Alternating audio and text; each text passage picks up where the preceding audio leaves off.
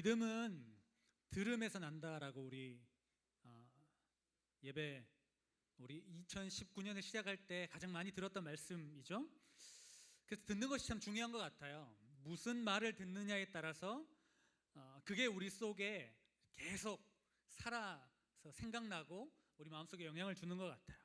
그래서 예배 시작할 때마다 우리가 좀 한번 좀 부끄럽지만 계속 고백했으면 좋겠다라는 생각을 해보게 됩니다. 이렇게 목사님도 자꾸 까먹기도 하고 부끄러워서 못하기도 하는데 우리 한번 옆 사람들에게 다시 한번 얘기해 보겠습니다. 목사님 따라하세요. 옆 사람 쳐다보면서 예배 잘 나왔어. 잘 나왔어. 아침에 일어난다고 너무 고생했어. 자, 소리가 작아집니다. 크게 하세요. 사실 너 괜찮게 생겼어. 사실 너 괜찮게 생겼어. 나는 스파이더맨보다 네가 더 좋아. 목사님이 드디어 봤습니다. 그거를 이제 드디어도 아닌데 여러분 꼭 기억했으면 좋겠습니다. 여러분들은 정말 소중한 사람입니다. 여러분들이 거미줄을 날리지 않고 날아다니지 못해도 여러분들이 우리 옆에 있다는 사실, 또 여러분들을 하나님께서 창조하시고 예배자로 세워주셨다는 그 사실만으로도 여러분들을 너무나 귀하고 소중한 사람입니다. 꼭 기억했으면 좋겠습니다. 우리는 7월 한 달 동안 하나님이 찾으시는 예배자, 그 중에서도 내가 생각하는 성경 속의 예배자를 찾아서 함께 말씀을 나누고 있습니다. 우리가 지난주는 그 스테반 집사님에 대해서 우리 봤죠. 주기철 목사님을 통해서 우리 좀 알아보았습니다. 여러분들이 써낸 그 자료를 보면서 목사님도 이제 설교를 정해야 되는데 오늘은 그 다윗 이야기를 하려고 합니다. 그러니까 가장 많이 나온 게 다윗 그리고 바울이었어요. 구약에는 다윗은 구약 사람이죠. 여러분 이거 헷갈리는 사람들 아직 있다는데 내가 이런 걸 가르쳐 줘야 될 것 같아요. 다윗은 왕, 다윗은 이 왕, king 왕이고 바울은 누구죠? 나도 헷갈린다. 바울은 사도죠. 그러니까 12사도는 아니지만 신약 성경의 거의 50%를 적은 선교를 통해서, 전도를 통해서, 그러니까 전 세계를 돌아다니면서 선교하고 그곳에 교회를 세운 이방인의 선교에 이방인의 선교를 위해 하나님께서 세우신 믿음의 사도입니다. 사울, 옛날 이름 사울이죠. 바울과 여러분 그 다윗 정도 구분할 수 있을 거라고 생각합니다. 그래서 오늘은 그 다윗 왕, 아까 우리 이동희 목사님 말씀해 주신 것처럼 그 바지가 벗겨졌는데도 불구하고 계속 예배했던 그 다윗, 그리고 골리앗을 때려 눕힌 그 다윗, 알겠죠? 그 다윗의 이야기를 하려고 합니다. 그래서 여러분 그 뭘 적었나 이렇게 여러 가지 보다가 몇 가지 있어가지고 이렇게 여러분들 좀 소개를 해드리려고 합니다. 네. 자, 나와라. 자, 한번 뒤로 넘겨봐 주세요. 이게 잘 안 되네. 자, 그 성경에 이런 성경이 있습니다. 이거 우리 엄마 욕하는 거였으면 가만두지 않겠어요. 근데 아마 그 욕하지 않는 거라고 믿습니다. 좀 약간 잘못 적었던 것 같아요. 그 니에미가 아니고 느헤미야가 있습니다. 근데 맞아. 기도하는 마음으로 이스라엘 성과, 그러니까 성벽을 재건한 사람이 맞습니다. 근데 더 불쌍한 친구가 있어요. 아마 내 느낌에는 이거를 보고 빼기려고 했던 것 같아. 그래서 그 다음 거 한번 넘겨주시겠어요? 똑같이 니에미야인데 내용을 몰라. 이 친구는 니에미야가 뭘 했는지 몰라. 그래서 너무 그냥 그런 거 있잖아요. 주관식에 쓸 거 없으면 적는 그런 느낌 있잖아요. 존경스럽고 멋있어 보이고 본받고 싶고 나도 이 사람처럼 살고 싶고 우리 엄마 아니지? 니에미야 사랑해요. 네, 그랬던 것 같아요. 어이구. 내가 니에미야에 너무 충격을 받아가지고 지금 손이 막 떨려 지금. 자, 그럼에도 불구하고 이렇게 적어준 친구 너무 고맙습니다. 이 중에 절반 이상이 안 적었거든. 그런데 적은 것만 해도 너무 감사하고 고맙고 감사합니다. 그래서 오늘 그 다윗을 보려고 하는데요. 오늘 그 제가 그 다윗이 진짜 많았거든요. 그 중에 뭘 보고 제가 했냐면 요겁니다. 요거. 자, 좀 넘겨주세요. 자, 하나 딱 넘겨주세요. 자, 다윗 한번 같이 읽어볼까요? 시작. 네, 자기의 마음을 하나님께 솔직하게 고백한 사람입니다.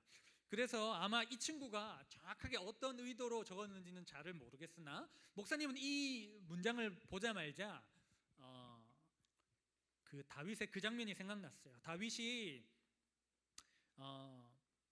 시편, 오늘 우리가 읽은 시편 51편을 썼거든요. 근데 시편 51편의 배경되는 말씀이 어디냐면 사무엘하 11장이에요.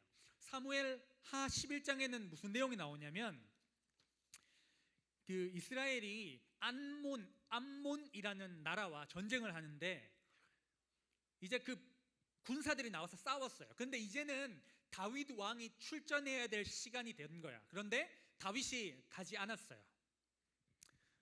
푹 자고 있다가 저녁쯤이 되어서 그의 침상에서 일어났다, 이렇게 성경이 말하고 있거든요. 사람들은 그 자기들의 부하들은 전쟁에 나가는데 다윗은 푹 자고 있는 거예요. 여러분, 당연히 왕이니까 그렇게 할 수 있겠죠. 그렇게 할 수 있겠죠.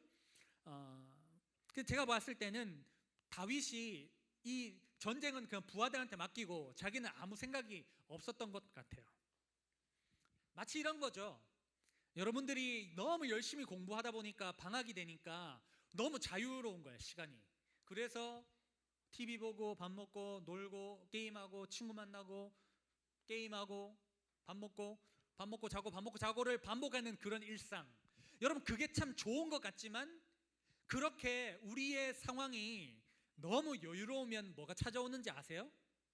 바로 유혹이 찾아와요. 유혹이 찾아오는 거죠. 어떤 유혹이 찾아왔을까요? 다윗. 여러분, 이 장면 다 아시죠? 다윗이 할 게 없으니까 왕궁인가요? 이렇게 어슬렁어슬렁 이렇게 해요. 그래서 목사님처럼 은혜가 충만할 때는 말씀 잘 듣는 애들이 생각나고 은혜가 없을 때는 지금 이렇게 자는 애들, 1명, 2명, 3명, 4명 이렇게 자는 애들이 보이는 것처럼 이렇게 멍하니 이렇게 왔다 갔다 하니까 뭐가 보이냐면 이쁜 여자가 보이는데, 그 이쁜 여자가 뭘 하고 있냐면 그 목욕을 하고 있는 거예요. 그 우리아의 아내 밧세바. 우리아는 어떤 사람이냐면 완전 그 군사 대장은 아닌데 그래도 어느 정도 위치에 있는 그 뭐랄까요, 뭐 중대장 정도, 소대장, 중대장 정도 된다고 할까요? 그 정도의 어떤 임무를 맡고 있는 다윗의 충신이었어요. 그런데 그 여자가 너무 이렇게, 그러니까 할 일 없이 이렇게 헤매고 돌아다니다가 이쁜 여자가 목욕하고 있는 걸 보니까 이 유혹이 찾아오고 그 여자를 데리고 와서 동침하고 보내죠. 그 죄를 짓는 거죠. 자, 다윗이 하나님 앞에 범죄하는 장면이에요. 자, 그래서 근데 이제 참 그런 거는 임신을 해버린 거야. 그런데 그걸 무마하기 위해서 어떻게 하죠? 우리아를, 전장에서 싸우고 있는 우리아를 오라고 해. 그래서 지금 네가 지금 싸울 때가 아니야. 지금 빨리 아내가 외로우니까 빨리 집에 가봐라, 이렇게 했는데 우리아는 진짜 충신이었던 것 같아요. 집에 가지 않고 왕이 오라 했으니까 오긴 왔는데 그냥 그 근처에서, 그러니까 근처라고 하면 좀 그런데 그 왕궁 문에서 자기들의 부하가 그냥 잠을 잤는 거예요. 그래서 그 다윗의 말을 듣지 않은 거죠. 그래서 다윗이 어떻게 합니까? 어떻게든 이거를 무마하기 위해서 자, 요압이라는 그 군대 장관에게 얘기하죠. 나를 따르라, 이렇게 하고 우리아가 앞으로 가면 뒤로 살짝 빠지는 거예요. 나를 따르라 하고 뒤로 가는 거죠. 그렇게 하니까 우리아가 어떻게 됩니까? 우리아가 죽게 됩니다. 여러분, 사도행전에 보면 다윗을 향해서 뭐라고 기록되어 있냐면 하나님의 마음에 합한 사람이라고 되어 있어요. 하나님의 마음에 합한데 막 간음해, 막 부하의 여인 데리고 와가지고 임신을 막 시켜버려. 그런데 하나님의 마음에 합한 사람이다. 이게 여러분 이해가 됩니까? 이해가 되지 않습니다. 근데 여러분, 이 죄는 끊임없이 연결되는 것 같아요. 죄를 덮으려고 하니까 더 문제, 더 죄, 더 어려움들이 계속 생기는 것 같습니다. 이 다윗이 행한 그 일을 성경은 어떻게 기록하고 있냐면 다윗이 행한 그 일을 여호와 보시기에 어땠다고요? 악하였더라라고 되어 있습니다. 자, 이 일이 있고 하나님은 악하게 그것을 여기셔서 선지자를 보내시는데 그 선지자 이름이 나단이라는 선지자였습니다. 여러분 생각해 보세요. 왕이면 선지자가 왔어. 당신이 잘못했습니다 라고 얘기하면 여러분 어떻게 하겠어요? 여러분 왕이면 그렇죠. 죽일 수도 있죠. 근데 여러분 그 너무 무섭게 이렇게 죽인다고 이렇게 얘기하지 마세요. 목사님이 여러분들한테 회개해야 돼 이렇게 하면 목사님이 죽이면 안 되잖아. 상당히 두려운 친구들이에요. 그런데 왕이기 때문에 할 수 있죠.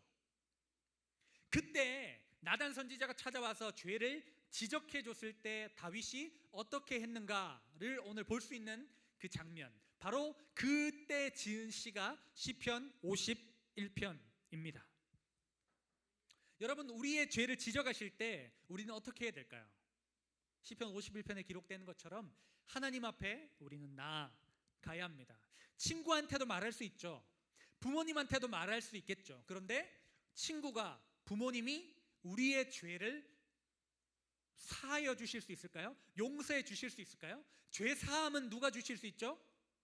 예수님만이 죄 사함을 주실 수 있어요. 그래서 우리는 하나님 앞에 나아가야 돼요. 다윗도 자기가 왕이었음에도 불구하고 어떤 것도 할 수 있었음에도 불구하고 그 즉시 어떻게 하죠? 하나님 앞에 나아갑니다. 그리고 철저하게 회개하는 모습이 오늘 나와 있습니다. 5절 말씀에 이렇게 기록되어 있습니다. 한번 말씀을 넘겨주세요. 함께 읽어보겠습니다. 시작.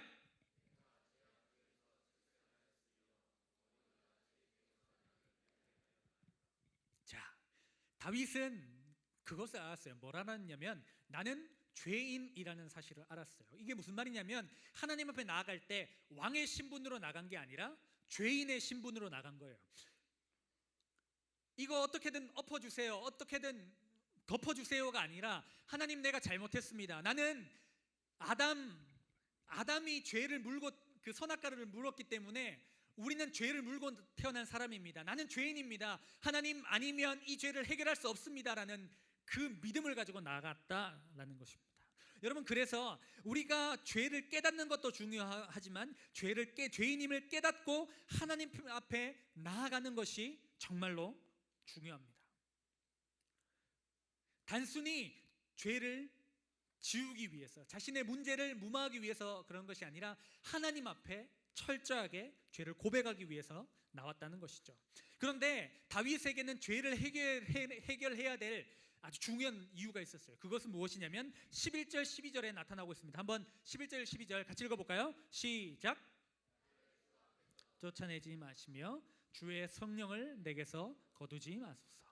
주의 구원의 즐거움을 내게 회복시켜 주시고 자원하는 심령을 주사 나를 붙드소서. 아멘. 여러분 죄는요 하나님과 우리 사이를 갈라놓습니다.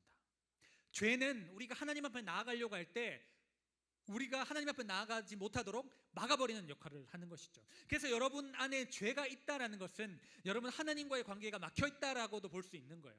왜 우리가 하나님을 사랑한다라고 하고 예배한다라고 하지만 왜 하나님이 느껴지지 않을까요? 하나님이 살아계심을 경험하지 못할까요? 여러분 오늘 혹시 우리가 하나님 앞에 고백하지 않는 죄가 없는지 돌아볼 수 있는 우리가 되었으면 좋겠습니다.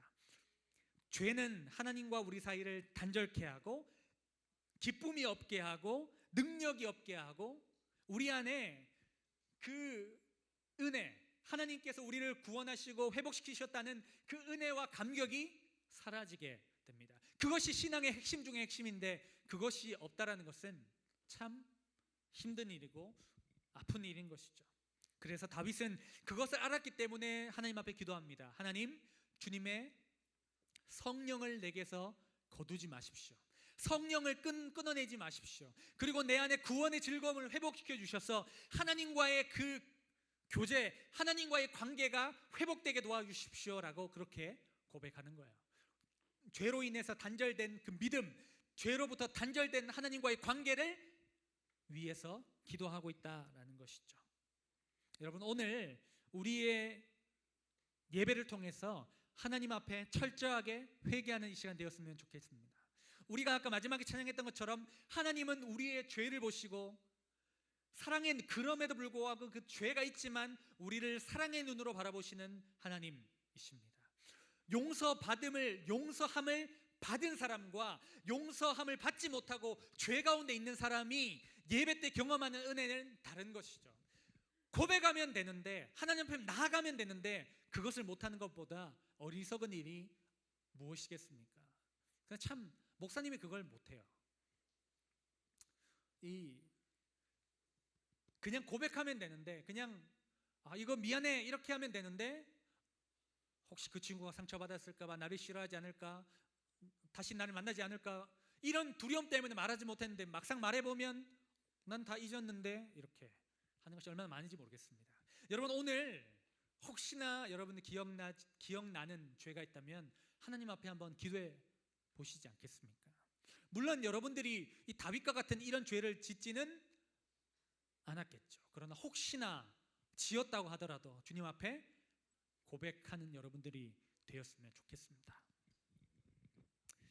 다윗은 아무런 죄가 없어서 하나님 마음에 합한 자가 아니라 하나님 앞에 나아가 철저하게 죄를 고백하고 다시는 그 죄를 짓지 않는,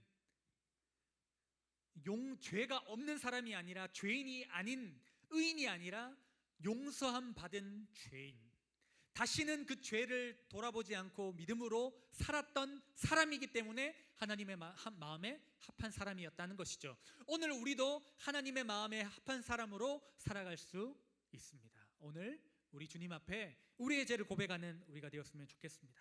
다시 한번 기억하십시오. 교회는 죄인의 공동체입니다. 죄가 없는 사람이 모이는 곳이 아니라 자신이 죄인임을 깨닫고 인정하는 사람들의 모임이 교회인 것입니다. 세상은 높은 사람들에게 관심을 가질지 모르겠지만 예수님의 관심은 낮은 곳에 있습니다. 우리의 마음이 낮아지지 않고 겸손해지지 않고 낮아져서 주님 앞에 회개하지 않으면 그 낮은 곳에 계신 주님, 우리를 위해 이 땅에 오셔서 우리를 품어주시는 하나님의 사랑을 경험하지 못하는 것이죠. 자, 우리는 오늘 말씀을 통해서 깨달을 수 있습니다. 하나님은 우리에게 무엇을 원하시는가? 하나님, 내가 이렇게 좋은 성적을 가지고 주님 앞에 나왔습니다. 하나님, 내가 이런 좋은 대학을 가지고 주님 앞에 나왔습니다. 하나님, 내가 이번에 이런 일을 했습니다 라고 하나님께서 우리를 받아주시는 것이 아니라 17절에 뭐라고 되어 있는지 한번 읽어봅시다. 시작!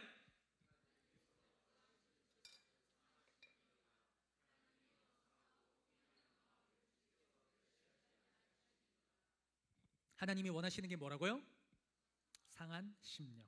하나님은 다윗의 그 상한 심령, 무너진 그 마음, 내가 왕인데, 내가 하나님 그렇게 사랑한다고 했는데, 내가 그렇게 골리앗을 때려부시고 하나님께서 그렇게 나와 함께 하셨기 때문에 여기까지 온 사람인데 내가 범죄했다. 하나님, 그 마음이 얼마나 죄책감이 컸을까요? 그런데 그 상하고 아픈 그 심령으로 하나님 앞에 나온 거예요. 하나님은 여러분들이 이따만한 돈을 들고 와가지고 저 헝금함이 가득 차도록 돈을 가지고 온 것을 기뻐하는 것이 아니라 여러분들의 그 무너진 마음, 여러분들의 그 상한 마음, 상처받은 그 마음, 좌절한 마음, 아무것도 할 수 없다, 나는 아무것도 못한다, 나는 너무 하는 것이 없어서 나는 멍텅구리, 이런 아무것도 모르는 그런 죄인의 마음으로, 상하고 찢어진 그 마음으로 온 그 상한 마음, 뭐 영어하기 그렇지만 이 브로큰 아닙니까? 이거 완전 산산조각 난 그 마음으로 하나님은 오시기를 원하시는 것이죠. 하나님은, 사람들은요 가면을 쓰고 살잖아요. 단순히 뭐 화장하고 뭐 옷으로 치장하는 게 아니라 아무렇지 않습니다, 나는 괜찮습니다, 나는 내 속은 너무 따뜻하고 뜨겁고 행복하고 감사합니다. 그래서 나는 비싼 옷 안 입으면, 거추장스러운 무엇인가를 달고 있지 않으면 나는 내 스스로가 쓰레기처럼 여겨져서 나는 이런 것들을 감당합니다. 이렇게 하는 사람들, 아무렇지 않다라고 얘기하지만,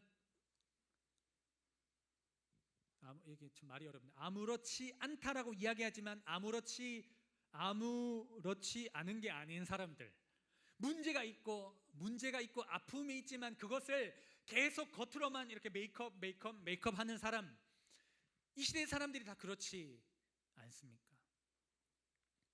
사랑하는 여러분, 오늘 하나님 앞에 상한 심령 그대로 나갔으면 좋겠습니다. 하나님은 우리가 있는 그대로 나오기를 원하시는 분이십니다. 오늘 주님은 그냥 있는 그대로 와라. 네 스펙 그대로 와라. 네 얼굴 그대로 와라. 네 가진 깨어진 마음 그대로 와라. 관계에 문제 있는 거 그대로 가지고 와라. 부모님과 싸웠다는 거 가져와라. 너희 가정에 문제가 있냐? 부모님이 문제가 있냐? 가정에 문제가 있냐? 직장에 문제가 있냐? 사업체에 문제가 있냐? 학교에 문제가 있냐? 그대로 나와라. 그 상한 마음 하나님께서 이렇게 우리의 마음을 채워주시는 것이죠. 목사님 뭐 아무렇지 않겠습니까? 우리 선생님들 아무렇지 않겠습니까? 그러나 하나님이 우리를 버리지 않으시고 하나님이 우리를 택하시고 부르셨기 때문에 오늘도 주님 앞에 나오는 우리가 되었으면 좋겠습니다. 우리 모두에게는 거절의 상처가 있습니다. 상처받았다고 이야기합니다. 그것은 사랑, 환대, 있는 그대로 받아주는 경험이 없었기 때문이죠. 그 놀라운 사실은 여러분 기억해 보면요, 분명히 있어요. 여러분들을 그냥 사랑해 주시고 품어 주셨던 그 어떤 분이 분명히 있었어요. 그런데 그것은 쉽게 잊어버려요. 왜냐하면 나의 삶에 주는 상처들이 너무 크게 다가오기 때문이죠. 여러분, 오늘